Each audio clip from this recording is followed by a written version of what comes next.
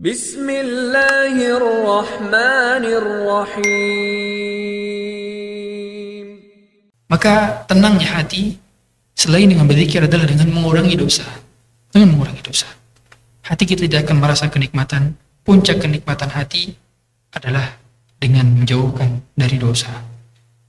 Dan ketahuilah bahwa ketika kita berdosa, tapi merasa bahwa gaji kita semakin lancar, posisi kita, jabatan kita naik saja, kemudian pendapatan masih tetap lancar dari side hustle-nya atau side revenue-nya, dia masih tetap dapat itu semua, sedangkan dia bermaksiat kepada Allah, sedangkan dia mengakhirkan selalu sholatnya, dia tidak pernah membuka mushaf, bahkan ikut kajian mungkin tidak pernah. Maka ketahuilah, apa yang Allah tambah dari kenikmatan dunia, itu adalah hukuman pertama yang Allah timpakan pada dia. Hukuman berbaju kenikmatan, yang dia seperti kue, tapi isinya adalah paku. Dia makan kue tersebut dan tidak sadar bahwa itu membahayakannya.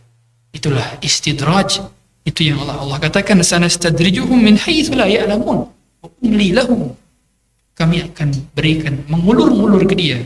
Kami akan ulur-ulur dia sampai pada masanya Allah akan mengazab mereka. Allah Subhanahu wa taala, ketika kita bertambah kenikmatan duniawi, bertambah aset, bertambah posisi, bertambah gaji, ketahuilah kalau kita tidak memperbaiki kualitas ibadah, kita sedang bunuh diri. Kita sedang bunuh diri. Karena berarti bertambahnya kualitas dunia, tapi tidak menambahkan kedekatan kita kepada Allah.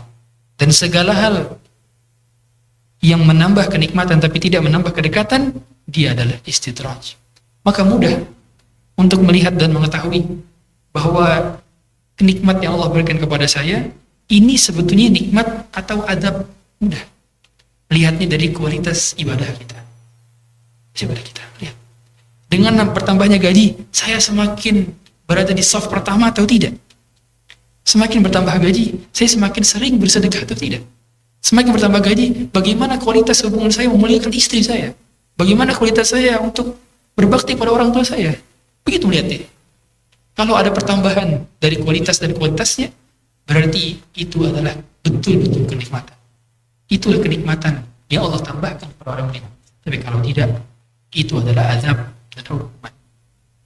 Makanya kata Imam Syafi'i rahimahullah ta'ala, talabu futun ta'aqaballahu biha ala tauhid. Mencari kelebihan hal duniawi pada hal-hal yang tidak dia butuhkan, itu adalah hukuman yang Allah hukum bagi dia. Sebagai contoh, beli takjil. Dia beli takjil semua, dia beli di pinggir jalan, dia beli es buah, es cendol, kemudian dia beli toprak, dia beli kolak, dia beli pacar Cina, semua dia beli.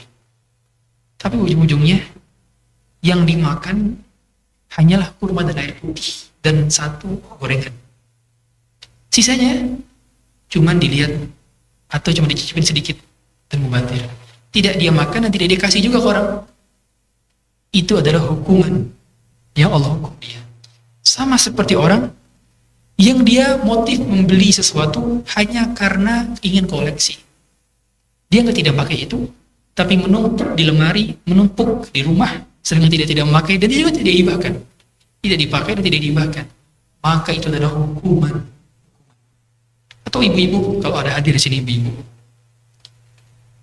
kamu kenapa beli? Iya, aku beli 3 karena dia lagi diskon 80%.